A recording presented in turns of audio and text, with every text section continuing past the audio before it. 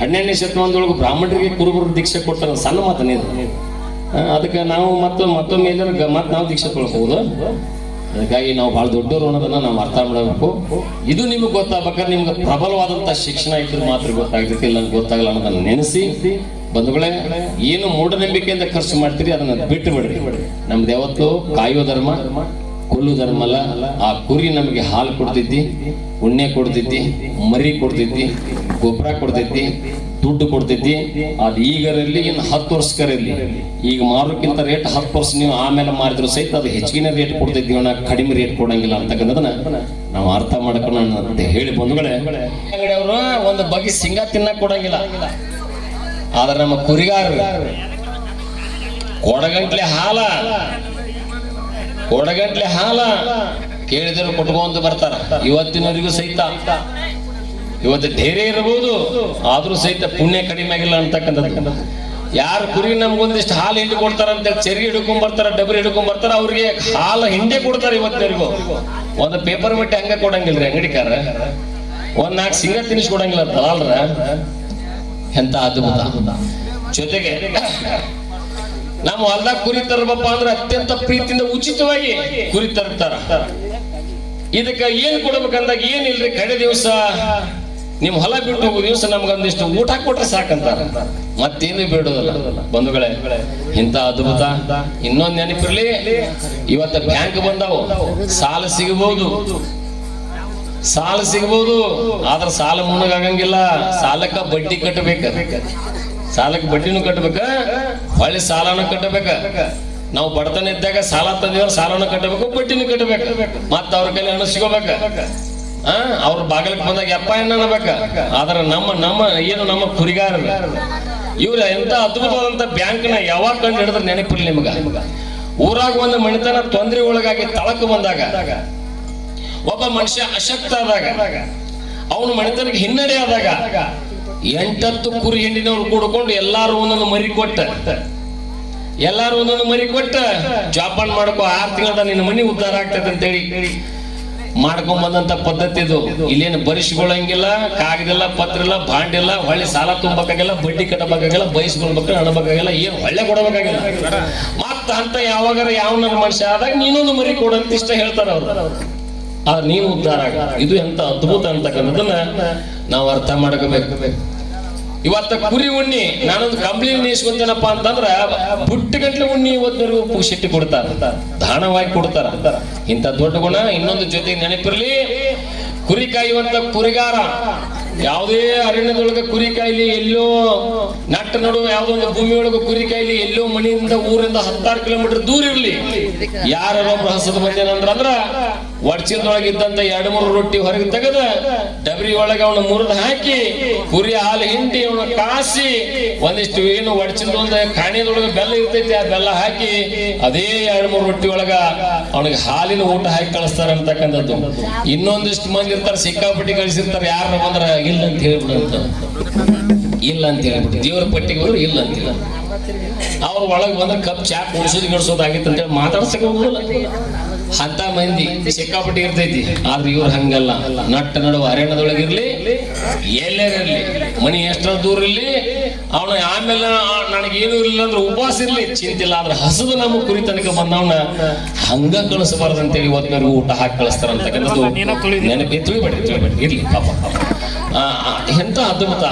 ಇದೆಲ್ಲ ನಾವು ಅರ್ಥ ಮಾಡ್ಕೋಬೇಕು. ಹಿಂಗಾಗಿ ಇವತ್ತಿನವರೆಗೂ ಯಾರ ಬೋಣಿಗೆ ಮಾಡಕ್ ಕರೀತಾರಪ್ಪ ಅಂತಂದ್ರ, ಬೋಣಿಗೆ ಮಾಡಕ್ ಕರೀತಾರಪ್ಪ ಅಂದ್ರೆ ಕುರುಬರ್ನೇ ಕರೀತಾರ. ಕಾರಣ ಇಂಥ ಗುಣ ಇದ್ದಕ್ಕ. ಇವತ್ತ ಮಣಿ ತರ ಹಾಕ್ಬೇಕು, ಕುರುಬ್ರಾಮ. ಬಣಿ ತರ ಹಾಕ್ಬೇಕು, ಕುರುಬ್ರಾಮ. ಹೊಸದಾಗಿ ಮೊದಲು ಹೊಲ ಬಿತ್ತಬೇಕು, ಕುರುಬ್ರಾಮ. ಅಂಗಡಿ ಒಳಗೆ ಬೋಣಿಗೆ ಮಾಡ್ಬೇಕು, ಕುರುಬ್ರಾಮ. ಬಂಧುಗಳೇ, ನೆನಪಿರ್ಲಿ, ಬಾರ ಬಿತ್ತಂದ್ರ ಕುರುಬ್ರಿಗೆ ಕಂಬಳಿ ಬೀಸ್ ಅಂತ ಅಂತಾರೆ ವಿನಃ ಬ್ಯಾರೆ ಯಾರಂತೆ ಹೋಗಿ ಕಂಬಳಿ ಬೀಸ್ ಅನ್ನಂಗಿಲ್ಲ. ಇಂಥ ಒಂದು ಧರ್ಮ ನಮ್ದು ಬಹಳ ದೊಡ್ಡ ಧರ್ಮ ಅನ್ನೋದನ್ನ, ಇವೆಲ್ಲ ನಮ್ಮ ಧರ್ಮದ ಸಂಕೇತಗಳಿವು. ಇವನ್ನೆಲ್ಲ ಪಾಲಿಸ್ಕೊಂಡು ಬರಬೇಕು. ನಿಮ್ ನೆನಪಿರ್ಬೋದು, ಈಗ ಡುಳಿಂಪದ ಆಡಕ್ ಬಂದಾಗ ಇಂಥ ಅಂಗಿ ಹಾಕೊಂಡೆ ಅಂತೇಳಿ ನಿಮ್ಗೆ ಅನಿಸ್ಬೋದು. ನಾನ್ ನೌಕರಿ ಮಾಡಿರೋ ಸಹಿತ ನನಗೆ 50 ವರ್ಷ ಏನು ಮುಗಿತಲ್ಲ. ಮೊದಲ ಸೂಟಿ ದಿವಸ ಒಲ್ಲಿಂಗಿ ಹಾಕೋತಿದ್ದೆ, ಹಾಡಕ್ ಬಂದಾಗ ಇದ್ದೆ ನಂತಿಲ್ಲ. 50 ವರ್ಷ ಮುಗೋದಿಗೆ ನನಗೆ ಎಷ್ಟೊಂದು 6 ತಿಂಗಳಾತ. ಡಿಸೆಂಬರ್ 26 ಮುಗಿತಿ. ಡಿಸೆಂಬರ್ 25, 26 ಒಂದು ದೊಡ್ಡ ಕಾರ್ಯಕ್ರಮ ಮಾಡಿದ್ವಿ. ಅವತ್ತಿಂದ ಇವತ್ತಿನವರೆಗೂ ಹಳ್ಳಿ ಹಿಂಗೆ ಹಿಂಗೆ ಅಂದ್ರ ನಮ್ಮ ಮೂಲ ಪರಂಪರೆ, ನಮ್ಮ ಜನಪದ ವೇಷಭೂಷಣ ಏನು ಒಲ್ಲಿ ಹೆಂಗಿ ಹೆಗಲ್ಮೆಟ್ ಅವೆಲ್ಲ ಪಟಗ ಏನಿದೆ ಹಿಂಗೆ ಪದ್ಧತಿ ಇಟ್ಕೊಂಡ್ ಬಂದಿದ್ದೀನಿ ಬಂಧುಗಳೇ. ನೀವು ಕೂಡ ಇದನ್ನ ಆಚರಣೆ ಮಾಡಿ. ನಮ್ಮ ವಾಸು ಮಾಮ ಅದ ನೋಡ್ರಿ, ನಮ್ಮೂರಿಗೆ ಬಂದಾಗ ಪಟಾಕ ಸುತ್ತಂತಾನ ಅನಿವಾರ್ಯ. ಈ ಊರಾಗಿದ್ರು ಪಟಾಕ ಸುತ್ತ ಬಂದಾನೆ ಎಂತ ಅದ್ಭುತ ನೋಡ್ರಿ. ಒಂದು ಸಭೆಗೆ ಹೋಗ್ತೀನಿ, ಅವೇನ್ ವೇದಿಕೆ ಮ್ಯಾಗ ಕರ್ಸಿ ಅವನ ಕುಂದ್ರಿಸಿ ಅವಂಗ ಮಾತಾಡಕ್ ಏನ್ ಹಚ್ಚಿಲ್ಲ. ಅದ್ರ ತಳಗಿದ್ರು ಸಹಿತ ನಮ್ಮ ಪದ್ಧತಿ ಬಿಟ್ಟಿಲ್ಲ. ಅಲ್ಲಿ ನಮ್ಮೊಬ್ರು ಹಿರಿಯರ ಇವತ್ತು ಅಕ್ಕಂಗಿಯರ್ ನೋಡ್ರಿ ತಲೆ ಮ್ಯಾಗ ಎಷ್ಟೋ ಮಂದಿ ಶರ್ಗ ಹಾಕೊಂಡ್ ಕುಂತಾರ. ಇದು ನಮ್ಮ ಪದ್ಧತಿ, ಇದನ್ನ ಬಿಡಬಾರ್ದಂತೆ. ಅದ್ರಾಗ ಇದು ಗುಡ್ದರಿ ಮಂದಿ ಅಂತಾರ ಈ ಕಡೆ ಮಂದಿಗೆ. ಈ ನಮ್ಮ ಮುರುಗೋಡ, ಸಿಂಧೋಗಿ, ಮುನ್ನೋಳಿ, ಗೊಂದಿ ಮಂದಿಗೆ, ಕಾತ್ರಾಳ ಮಂದಿ ಗುಡ್ದರಿ ಮಂದಿ ಅಂತಾರ. ನೆನಪಿರ್ಲಿ ಲಗ್ನದಾಗ ಆಟಕ್ಕೆ ಹೋಗಿ ಮಾಸ್ತಾರ, ಇಲ್ಲಿ ಶುರು ಮಾಡ್ರಿ ಇಲ್ಲಿ ಇದೊಂದು ಹಚ್ಚಿರ್ತಾರ. ಈಗಿರ್ತವ್ರು ಎಷ್ಟು ಸಿಕ್ಕಾಪಿಟ್ಟಿರ್ತೈತಿ, ಏನ್ ಬೇಕಾದಿರ್ತೈತಿ. ಇವ್ರ ನಾವು ಬಡ್ರು ಕರೆ ಅಡ್ಡಕ್ಕೆ ಹೋಗುವ ಮಸ್ತ್ ಬಿಡಿತಾರ.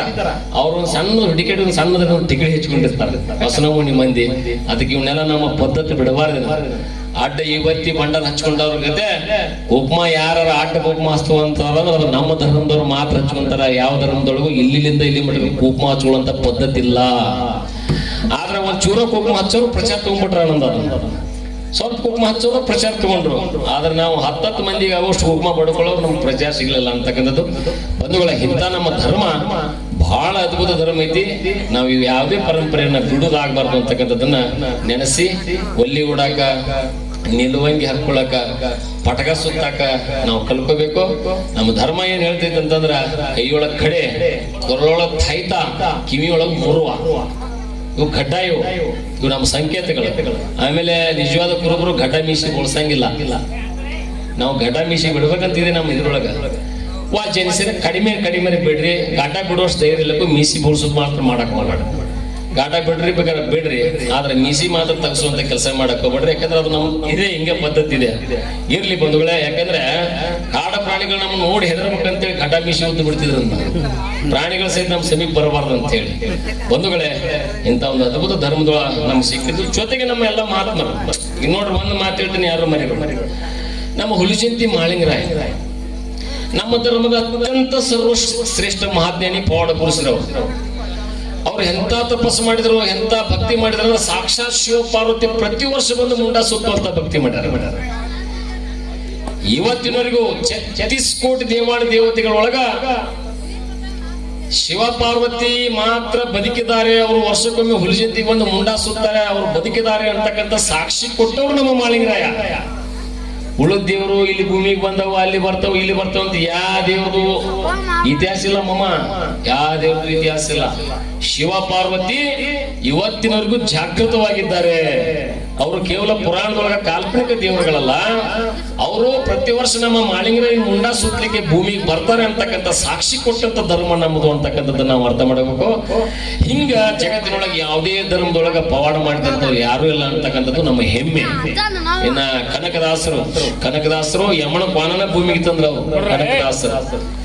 ಇನ್ನ ಕಾಳಿದಾಸರು ಸಾಕ್ಷಾತ್ ಏನು ಆದಿಶಕ್ತಿ ಮಹಾಕಾಳಿ ಕಾಳಿಕಾಂಬ, ಆ ಕಾಳಮ್ಮ ದೇವಿಯಿಂದನೇ ನಾಲ್ಗಿ ಮ್ಯಾಗ ಓಂಕಾರವನ್ನು ಬರ್ಸ್ಕೊಂಡಂತ ಮಹಾಜ್ಞಾನಿಗಳು ಕಾಳಿದಾಸರು. ಇನ್ನು ನಮ್ಮ ಕುರುಬ ಗೊಲ್ಲಾಳ ಶ್ರೀಶೈಲಕ್ಕೆ ಹೋಗಿ ಲಿಂಗ ತರಕ್ ಆಗ್ಲಿಲ್ಲ ಅಂತೇಳಿ ಜಂಗಮರಿಗೆ ದುಡ್ಡು ಕಳಿಸಿದ. ಅವ್ರು ಜಂಗಮರು ಇವನು ದುಡ್ಡು ಬಳಸಿ ಹಿಕ್ಕಿ ಕೈಯ ಕೊಟ್ಟು ಕಿವ್ಯಾ ಮಂತ್ರ ಹೇಳಿ ಹೋಗ್ಬಿಟ್ಟವ. ಕಿವಿ ಹೂ ಇಟ್ಟಂಗ್ ಮಾಡಿ ಹೇಳೋಗ್ಬಿಟ್ರು ಸಹಿತ ಹಿಕ್ಕಿನೇ ಶಿವ ಅಂತೇಳಿ ಪೂಜೆ ಮಾಡಿ ಆ ಹಿಕ್ಕಿಯೊಳಗೆ ಸಾಕ್ಷಾತ್ ಶಿವ ಎದ್ದು ಬರೋಂಗ್ ಮಾಡಿದ್ರು. ಯಾರೋ ನಮ್ಮ ಗೋಲ್ಗೇರಿಯ ಕುರುಬ ಗೊಲ್ಲಾಳ ಮಹಾನ್ ಶಿವಶೇಂದ್ರ ಅಂತಕ್ಕಂಥದ್ದು. ಇನ್ನು ನಮ್ಮ ಲಡ್ಡು ಮುತ್ಯ ನಾನ್ ನೋಡಿದೀನಿ, ನೀವು ನೋಡಿರ್ಬಹುದು. ಹಿರಿಯರು ಎಷ್ಟೋ ಮಂದಿ ಇತ್ತೀಚೆಗೆ ಅವರು ಶಿವಾಧೀನರಾಗಿದ್ದಾರೆ. ಹೆಗಲಿ ಮೇಗಿನ ಏನು ತಟ್ಟಿನ ಲಡ್ಡು ಬೀಸಿದ್ರೆ ಮಳಿ ಸುರಿಸಿದಂತ ಮಹಾತ್ಮ. 10 ವರ್ಷ ಬರ ಬೀಳ್ತಿದ್ದಿಲ್ಲ ಅಂತ ಲಡ್ಡು ಬೀಸಿದ್ರೆ ಅಂತ ಮಹಾತ್ಮರು ನಮ್ಮ ಧರ್ಮದೊಳಗಾಗಿದ್ದಾರೆ. ಬೇರೆ ಧರ್ಮದೊಳಗೂ ಮಹಾತ್ಮರು ಇದ್ದಾರೆ, ಅವ್ರನ್ನೂ ನೆನೆಸೋಣ. ನಮ್ಮ ಧರ್ಮದೊಳಗಿದ್ದಂತ ಮಹಾತ್ಮರು ನಾವು ನೆನೆಸೋರು ಆಗೋಣ ಅಂತಕ್ಕಂಥದ್ದನ್ನು ನೆನೆಸಿ ಬಂಧುಗಳೇ, ಯಾವುದೇ ನಾವು ಉತ್ಸವ ಮಾಡುವಾಗ, ಜಾತ್ರೆ ಮಾಡುವಾಗ, ಏನಾದ್ರು ಸಭೆ ಸಮಾರಂಭ ಮಾಡುವಾಗ ಅತ್ಯಂತ ಅತ್ಯಂತ ಪ್ರೀತಿಯಿಂದ ಅಣ್ಣ ತಮ್ಮಂದಿರಂತೆ ಒಂದೇ ಮನೆಯವರು ಅನ್ನುವಂಗ ನಮ್ಮ ಎಲ್ಲ ವೈಮನಸ್ಸುಗಳನ್ನ ಬದಿಗಿಟ್ಟು ಅತ್ಯಂತ ಪ್ರೀತಿಯಿಂದ ಪಾಲ್ಗೊಳ್ಳೋಣ. ನಾವು ಬೀರೇಶ್ವರನ ಪರಂಪರೆ ನಾವೆಲ್ಲ, ನಮ್ಮಲ್ಲಿ ಯಾವುದೇ ಭೇದ ಭಾವ ಇಲ್ಲ. ನಾವು ಅತ್ಯಂತ ಪ್ರೀತಿಯಿಂದ ಅಣ್ಣ ತಮ್ಮರಂತೆ ಅತಿ ವಿಶ್ವಾಸದಿಂದ ಅಂತ ಜಾತ್ರೋತ್ಸವಗಳನ್ನು ಮಾಡಿ ಬೇರೆ ಸಮಾಜದವರಿಗೆ ಮಾರ್ಗದರ್ಶಕರಾಗಬೇಕು. ನಾವು ನೋಡಪ್ಪ ಎಷ್ಟು ಚಂದ ಮಾಡ್ತಾರ ಕುರುಬ ಜನಾಂಗದವರು, ಹಾಲುಮತ ಸಮಾಜದವರು ಎಷ್ಟು ಚಲೋ ಮಾಡ್ತಾರ ಅನ್ನೋಂಗ ಆಗ್ಬೇಕು ಅನ್ನೋ ನಂಗ